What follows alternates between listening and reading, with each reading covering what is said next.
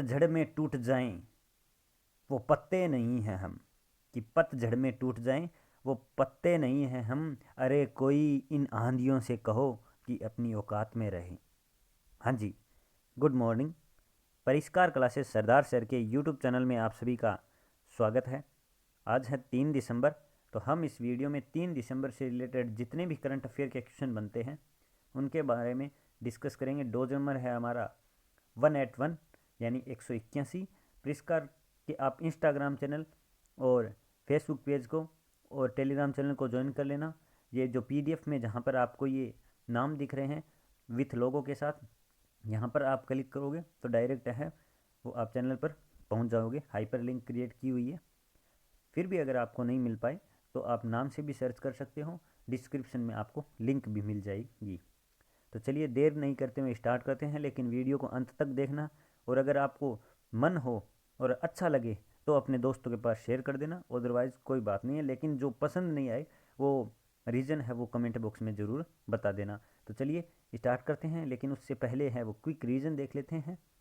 किस राज्य की पुलिस द्वारा call your cop mobile app Nagaland की पुलिस के द्वारा स्टार्ट किया गया। उत्तराखंड ने 4 धाम देवस्थानम प्रबंधन अधिनियम को रद्द कर दिया गया। और राजस्थान में पेयजल आपूर्ति योजनाओं को मंजूरी मिली है। और बारबाडोस विश्व का सबसे नया गणराज्य बना है। और नीति आयोग के द्वारा है वो ऑनलाइन विवाद समाधान रिपोर्ट जारी की गई। और नीति आयोग के अध्यक्ष होते हैं प्रधानमंत्री जी। और लियोनेल मेसी ने कौन सी बार पुरुष का बैनल 5 जीता है? तो 7वीं बार जीता है ये। राष्ट्रीय रक्षा कॉलेज नई दिल्ली में 34वें कमांडेंट के रूप में मनोज कुमार मागो ने है वो पदभार संभाला है। हाल ही में श्रीवेनला सीतारमन का निधन हुआ है, वे संगीतकार थे। और भारत सेना को है वो इजराइल के द्वारा है नए हेरोन ड्रोन मिले हैं। और जुलाई सितंबर में भारत की जीडीपी बढ़कर 8.4% हो गई है। नेस्कॉम ने कहाँ पर नेस्कॉम ने विशाखापट्टनम में आईओटी और एआई के लिए उत्कृष्टता केंद्र लॉन्च किया है। आईपीआई इंडिया जर्नलिज्म अवार्ड है ये एनडीटीवी के है लक्ष्मी सुब्रमण्यम और भानु प्रकाश को मिला है। ग्रामीण फाउंडेशन इंडिया ने कौन सी पुरस्कार पहल लॉन्च की है या प्रारंभ की है?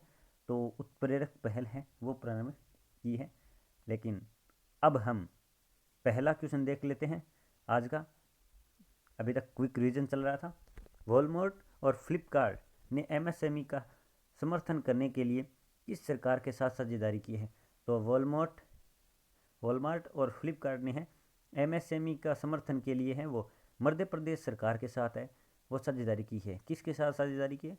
मध्य प्रदेश के साथ है वो साझेदारी की है। वॉलमार्ट और फ्लिपकार्ट ने ये अपने व्यापार को बढ़ावा देने के लिए मध्य प्रदेश के साथ है वो साझेदारी की है। मध्य प्रदेश के साथ की है तो अपन मध्य प्रदेश के बारे में चर्चा कर लेते हैं कि मध्य प्रदेश के सीएम कौन है। और इसे सोया स्टेट व टाइगर स्टेट के नाम से भी जाना जाता है। सीएम शिवराज सिंह चौहान है।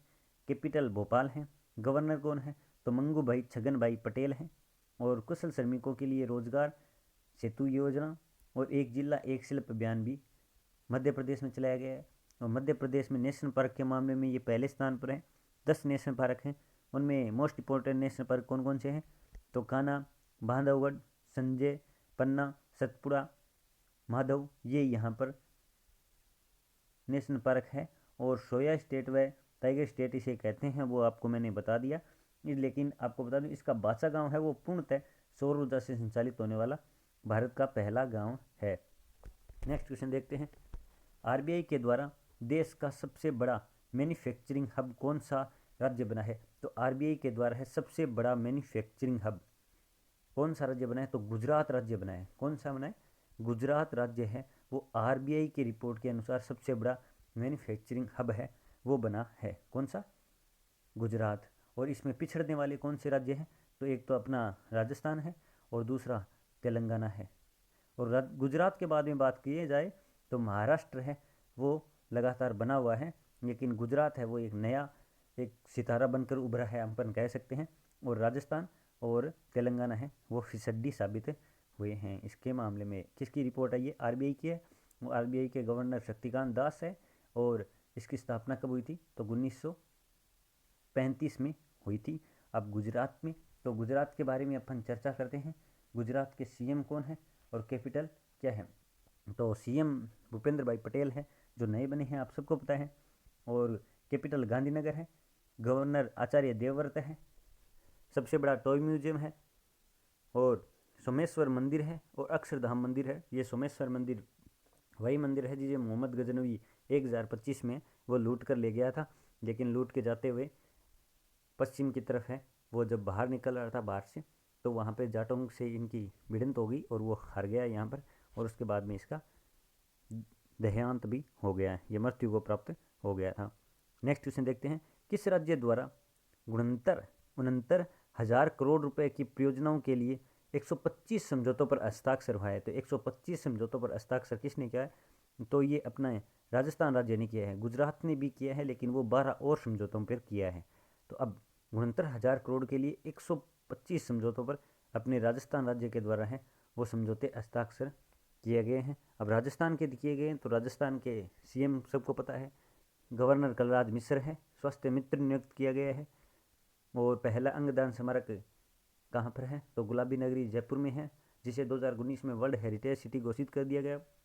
और क्षेत्रफल की दृष्टि से सबसे बड़ा राज्य है और जनसंख्या की दृष्टि से सबसे बड़ा राज्य यूपी है। और इसकी सबसे ज़्यादा सीमा 1600 किलोमीटर है वो मध्य प्रदेश के साथ, और 89 किलोमीटर पंजाब के साथ। रेड क्लिप रेखा 1070। टोटल इसकी सीमा है 5920। कितनी है? 5920। और बायोफ्यूल लागू करने वाला ये पहला राज्य है। ये मैंने क्विज पोल भी करवाया था टेलीग्राम पे, काफ़ी लोगों ने सही आंसर दिया, लेकिन कुछ लोगों ने है वो इसे गुजरात और हरियाणा की तरफ भी जा रहे हैं। ये मैं रोज़ाना राजस्थान के क्वेश्चन में करवाता हूँ। तो बायोफ्यूल लागू करने वाला एकमात्र अपना भारत राजस्थान राज्य ही है भारत में। तो आप हमेशा याद रखना। किस कंपनी ने भारत की सबसे बड़ी सौर बैटरी परियोजना प्रारंभ की है? तो सबसे बड़ी सौर बैटरी परियोजना है वो किसने प्रारंभ की है? तो टाटा पावर ने प्रारंभ की है। किसने करी है? टाटा पावर ने है वो सौर बड़ी परियोजना है वो प्रारंभ की गई है। किसके द्वारा? टाटा के द्वारा। तो ऑप्शन नंबर सी है वो इसका सही आंसर है। ये लगभग 945 करोड़ की होगी और इसमें 100 मेगाहर्ट्ज से भी ज़्यादा है वो सौर ऊर्जा है वो उस बनाई जाएगी। तो आप ये याद रखना। और सोलर एनर्जी कॉरपोरेशन होगी, जिस solar energy corporation of India है, जिसे SECI भी कहते हैं। तो ये आप याद रखना। नेक्स्ट क्वेश्चन देखते हैं, समाचार पत्र फेरी वालों के लिए एक सामाजिक सुरक्षा योजना घोषणा किस राज्य ने की है? तो समाचार पत्र फेरी वालों के लिए है एक सामाजिक सुरक्षा योजना है वो उड़ीसा सरकार के द्वारा प्रारंभ की गई है। किसके द्वारा? उड़ीसा सरकार के द्वारा प्रारंभ की गई है। तो उड़ीसा के द्वारा प्रारंभ की गई है। तो उड़ीसा के सीएम कौन है?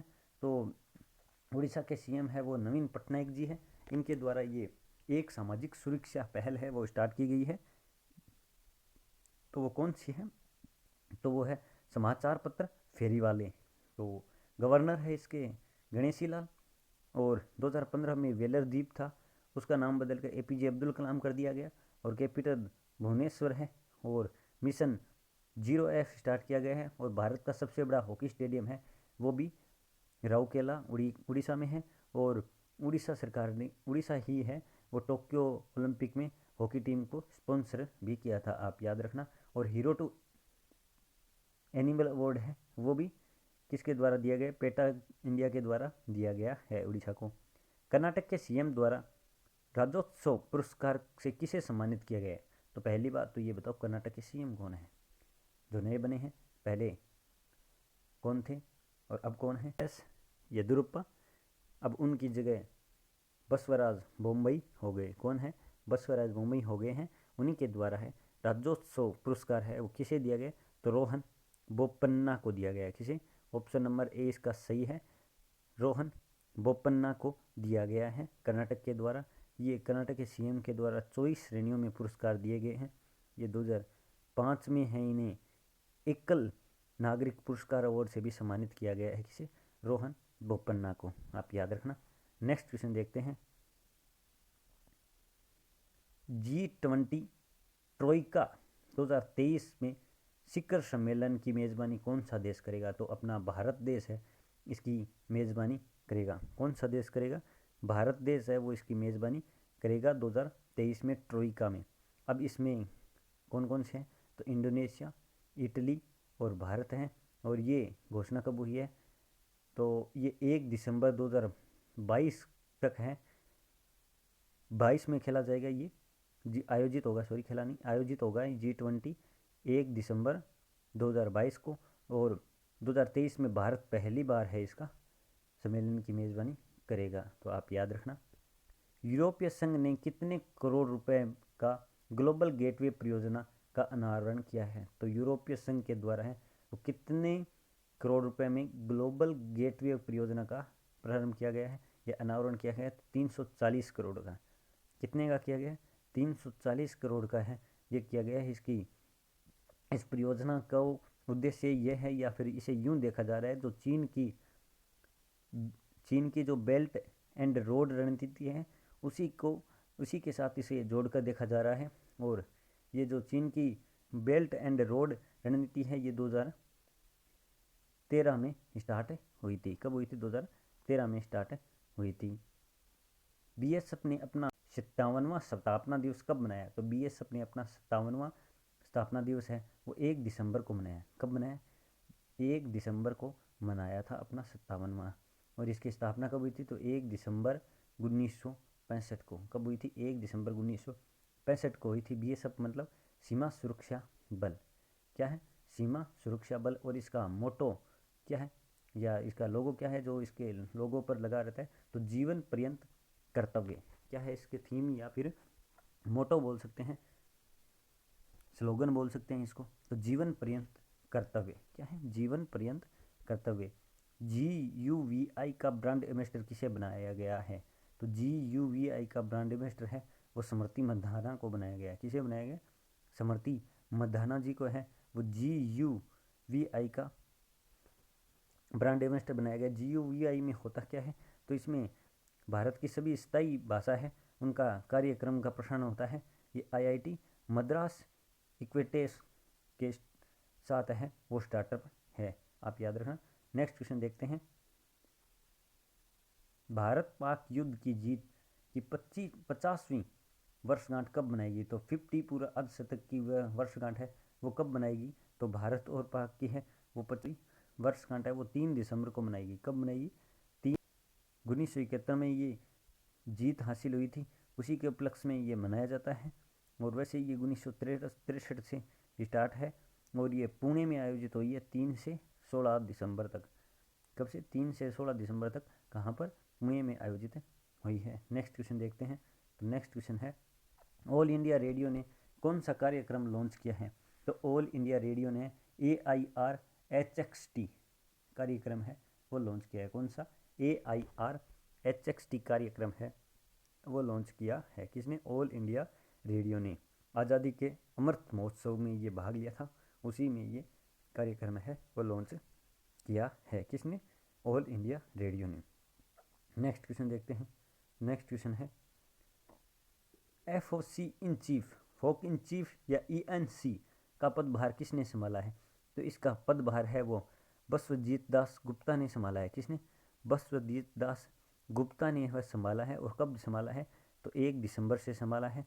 और फोक इन चीफ का मतलब है flag office commanding in chief, flag office commanding in chief.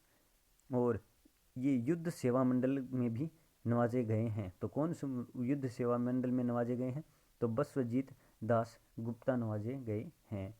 ये कब मनाया गया, तो 1 दिसंबर को, याद रखना। राष्ट्रीय प्रदूषण नियंत्रण दिवस कब मनाया गया, तो राष्ट्रीय प्रदूषण नियंत्रण दिवस है वो कब मनाया गया, तो राष्ट्रीय प्रदूषण दिवस है वो मनाया गया दिसंबर को। कब मनाया गया, 2 दिसंबर को राष्ट्रीय प्रदूषण दिवस है वो मनाया गया था। क्यों, क्योंकि भोपाल गैस त्रासदी हुई थी। कब हुई थी, 1984 में।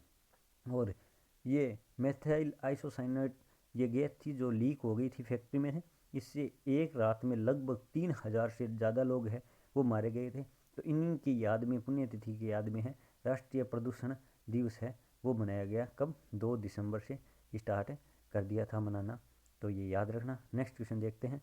नेक्स्ट क्वेश्चन है, विश्व कंप्यूटर साक्षरता दिवस कब मनाया गया है, तो विश्व कंप्यूटर साक्षरता दिवस कब मनाया गया? तो विश्व कंप्यूटर साक्षरता दिवस है वो 2 दिसंबर को मनाया गया। कब? ये भी 2 दिसंबर को मनाया गया। अब 1 दिसंबर को कौन सा मनाया गया? तो 1 दिसंबर को विश्व एड्स दिवस मनाया गया। और विश्व एड्स दिवस सबसे पहले 1988 में मनाना स्टार्ट हुआ था। कब हुआ था? 1988 में। और इसकी थीम क्या है? तो इसकी थीम है end inequalities and AIDS end pandemic. ये इसकी एड्स की थीम है जो 1 दिसंबर को मनाया जाता है। इस क्वेश्चन का आंसर 2 दिसंबर है। कंप्यूटर साक्षरता दिवस मनाया जाता है और भारतीय कंप्यूटर NIIT के द्वारा है 20वीं वर्षगांठ के उपलक्ष्य में 2001 को ये प्रारंभ हुआ था। तो कब हुआ था? 2001 को ये प्रारंभ हुआ था। ये लास्ट डोज का क्वेश्चन है। काफ़ी लोगों ने सही आंसर दिया, तो इसका कांस्य पदक है वो सही आंसर है। बहुत बहुत आभार उनका। और अब ये वीडियो अगर आपको अच्छा लगा तो अपने दोस्तों के पास शेयर कर देना। लाइक और सब्सक्राइब ये आप मर्जी के मालिक हो, आपका मन हो तो ज़रूर कर देना, अदरवाइज़ फोर्स नहीं है। और PDF के लिए टेलीग्राम चैनल को ज्वाइन कर देना। अब मैं आपसे आगे रहता हूँ। जय हिंद, जय भारत। कल मिलते हैं।